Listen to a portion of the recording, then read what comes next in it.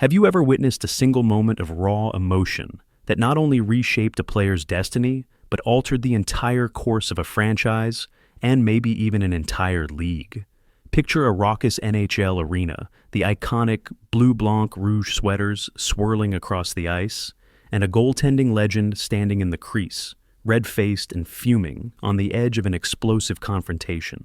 That's exactly what happened when Patrick Roy, one of the greatest netminders to ever strap on the pads, had an infamous outburst that would go down as a pivotal turning point in hockey history. This is the story of the night anger boiled over in Montreal, setting in motion a chain of events that shaped the fate of multiple teams, defined the future of a legendary goalie, and left an indelible mark on the NHL itself.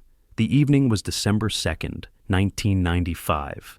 The Montreal Canadiens, hockey royalty with 24 Stanley Cups to their name, were hosting their longtime rivals, the Detroit Red Wings. Under the blazing lights of the old Montreal Forum, a venue packed to the rafters with die-hard fans who lived and breathed Habs hockey, Patrick Roy took his usual position between the pipes. He was already a bona fide superstar, revered by fans for leading the Canadiens to 2 Stanley Cups, including his unforgettable rookie miracle in 1986 when he took the league by storm at just 20 years old. By 1995, Roy was the face of the franchise, the city's hockey savior, the man who carried more weight on his shoulders than almost any other player in Montreal's storied history. On this night, however, things spiraled out of control from the opening puck drop. Detroit's offense looked unstoppable, swarming Roy's crease with relentless attacks, pinballing pucks off bodies, and finding the back of the net again and again. Every time Roy scrambled to make a save, the Red Wings seemed to be one step ahead, burying shots with ruthless efficiency. The scoreboard started ticking upward, sending a hushed anxiety through the Forum crowd. If you've ever heard 17,000-plus fans grow eerily quiet, you know the atmosphere can be suffocating. This was supposed to be the place where Roy stood as an impenetrable fortress. Yet the goals piled up. 1, 2, 3, 4. The tension was at a breaking point, and still the head coach, Mario Tremblay, left Roy in the net. By the time the 5th, 6th, and 7th goals went in, the murmurs in the stands turned into a deafening buzz of disbelief. Why isn't the coach pulling Roy out of this nightmare? Why force a proud Hall of Fame caliber goalie to endure such a humiliation? Some called it a miscalculation, others a power play by Tremblay to send a message. Whispers of a frosty relationship between Roy and his coach were already circulating before this game. Now that tension was spilling onto the ice for everyone to witness. With each goal the Red Wings tallied, Roy's frustration grew more visible. He slammed his stick against the post, glared at the bench, and fought the urge to snap. But he stayed in the crease until it finally happened, the 9th goal. When that 9th puck found the back of the net, Roy, in a rage, skated straight to the Canadiens' bench. The look in his eyes said it all. He felt disrespected, humiliated, done. In front of a crowd that had once adored him, he stormed past the players, past the coach, and confronted team president Ronald Corey, who was seated behind the bench. In full view of cameras rolling, Roy declared that this would be his last game in a Montreal Canadiens uniform. It was a single furious moment of defiance that escalated a bad night's performance into a historical fiasco. The scoreboard read 11-1 when the final horn mercifully sounded, but the bigger shock was etched in Roy's face, drenched in sweat and seething with betrayal. How did it come to this? Patrick Roy was more than just an elite athlete in Montreal. He was practically a saint. The city had witnessed him lift the Stanley Cup twice, earning the Conn Smythe Trophy as playoff MVP both times. He was the backbone of the team, the gritty competitor who made acrobatic saves look routine and carried the proud Canadiens on his shoulders during the most pressure-packed moments. In Montreal, a town where hockey is more than a sport, where it's an integral part of cultural identity, Roy had achieved hero status. Yet beneath that facade of unwavering loyalty, a rift had been forming. Roy's relationship with Tremblay was tense from the get-go, riddled with reports of personal animosity.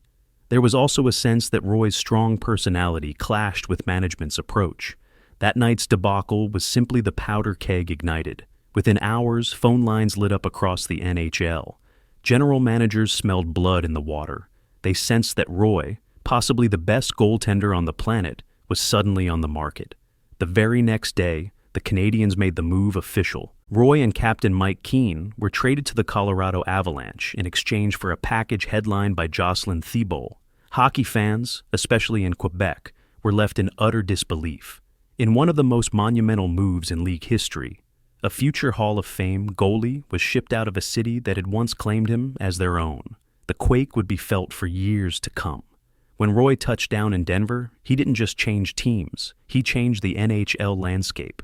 The Colorado Avalanche had recently relocated from Quebec City, carrying the hopes of a new market trying to establish itself in pro hockey. Suddenly, they had the league's top netminder, a proven playoff performer, someone with a chip on his shoulder and a fierce will to prove the Canadiens had made a colossal mistake. Roy fit into Colorado's lineup like a missing puzzle piece. With Joe Sakic's leadership, Peter Forsberg's wizardry, and an emerging cast of stars, the Avalanche were primed to contend. But Roy's arrival supercharged those aspirations. The tension of that trade quickly erupted into a storyline that gripped the entire hockey world. Could Roy, still in the prime of his career, deliver a Stanley Cup to a new city in the very season he was jettisoned from his old one? It was a Hollywood script waiting to be written. When the 1996 playoffs rolled around, Roy put on a display of goaltending that bordered on the legendary.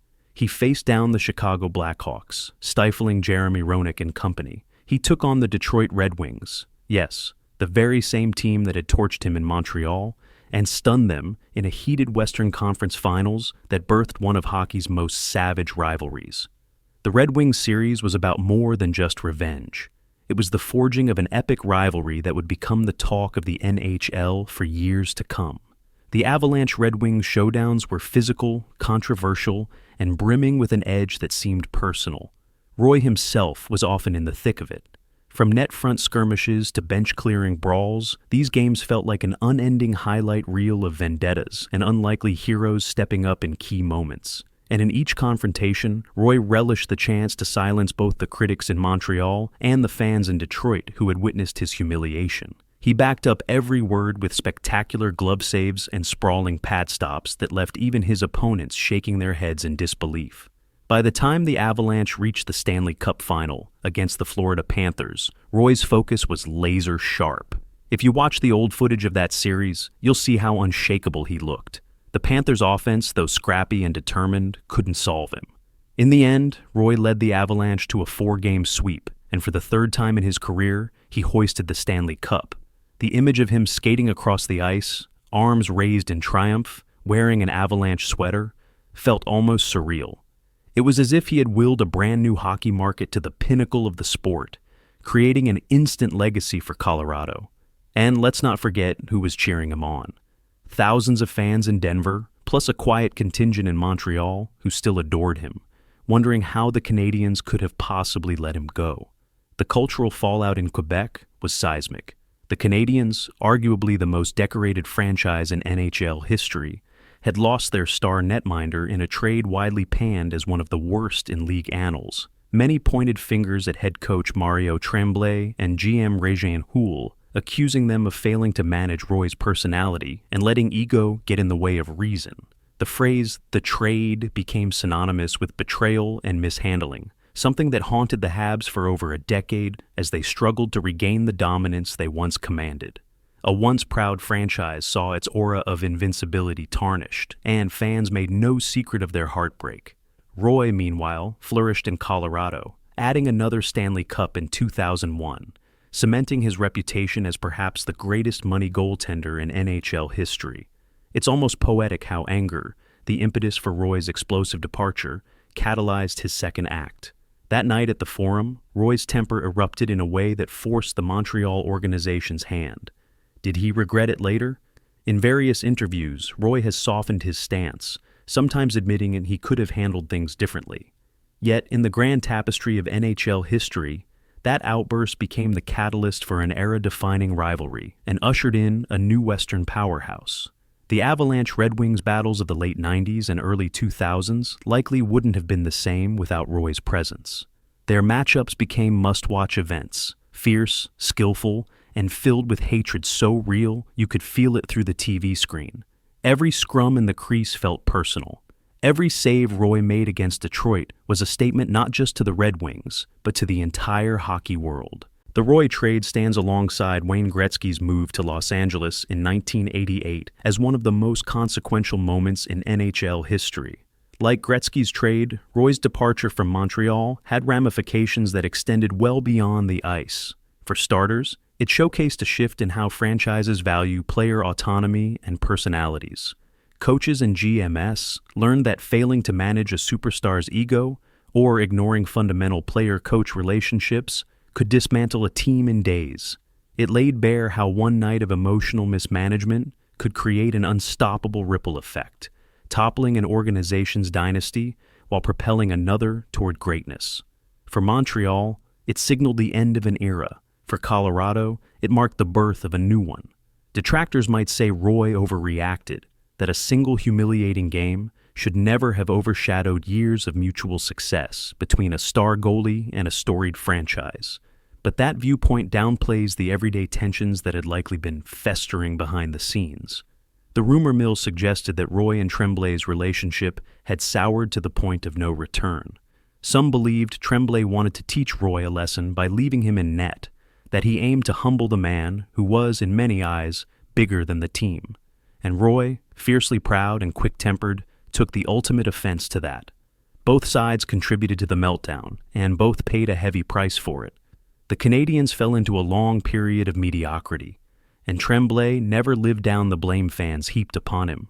Roy, for his part, faced the challenge of having to rebuild his image in a new market, though he achieved that, and then some.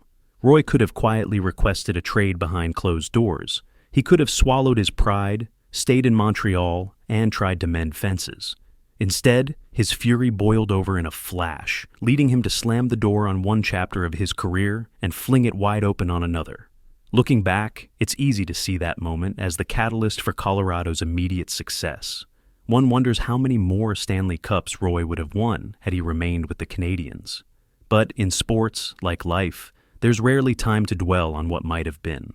The league marched on, and Roy thrived in his new environment, stacking up trophies, rewriting record books, and forging an entirely new legacy as the key piece of the Avalanche's dynasty to be. What if Tremblay had yanked Roy after the 5th or 6th goal? Would Roy still be in the conversation as the greatest goalie of all time if he'd never worn Colorado's burgundy and blue? Would the Red Wings-Avalanche rivalry have even reached the fever pitch it did without Roy adding fuel to the fire with each defiant save? That's the beauty of what-ifs in sports. One emotional outburst can send the timeline careening in a different direction, creating epic battles, forging new fan allegiances, and etching unforgettable memories into the hearts of millions. When we talk about Patrick Roy's infamous outburst, we're not just recounting a single meltdown in a long NHL season. We're talking about a flashpoint that changed the fortunes of multiple franchises and redefined the arc of a player who was already set for greatness but ended up transcending it. That furious glare from Roy, the uneasy look on Tremblay's face, and the stunned gasp of the Montreal Forum crowd still echo through hockey history. In many ways, that moment gave birth to the modern era of the league, in which star players wield immense power, rivalries burn hotter than ever, and the specter of a blockbuster trade always lurks in the background. By the time Roy hung up his skates in 2003, he held a boatload of NHL records for goaltenders, including most regular season wins at the time, most playoff wins, and 3 Conn Smythe trophies, an achievement still unmatched. He added 2 Stanley Cups to the 2 he'd won in Montreal, for a total of 4. Even during his Hall of Fame induction speech, the questions about that fateful night in Montreal still surfaced, reminding everyone of how a single emotional flare-up can spark a transformation on a scale few could predict. So, was Patrick Roy's outburst the greatest example of anger rewriting history in professional sports? Or are there moments in other leagues, like baseball's legendary feuds or football's on-field tirades, that can compare? One thing is clear, Roy's meltdown was not just about losing a hockey game. It was about the volcanic clash of pride, ego, respect, and the pressures of carrying an entire city's expectations on one's shoulders. It was also about the razor-thin line coach's walk when handling superstars. Get it right, and you harness genius. Get it wrong, and you spark a chain reaction that echoes through generations of fans. More than 25 years later, the aura of that confrontation still hangs in the rafters of the Bell Center, formerly the Forum, and the mile-high magic of Denver. To many, Roy remains the ultimate competitor, a man who demanded excellence at all costs, who refused to suffer disrespect, and who used every ounce of his emotions to fuel an extraordinary career. The night he threw off those pads in Montreal wasn't just a personal statement. It was the beginning of one of hockey's most gripping second acts.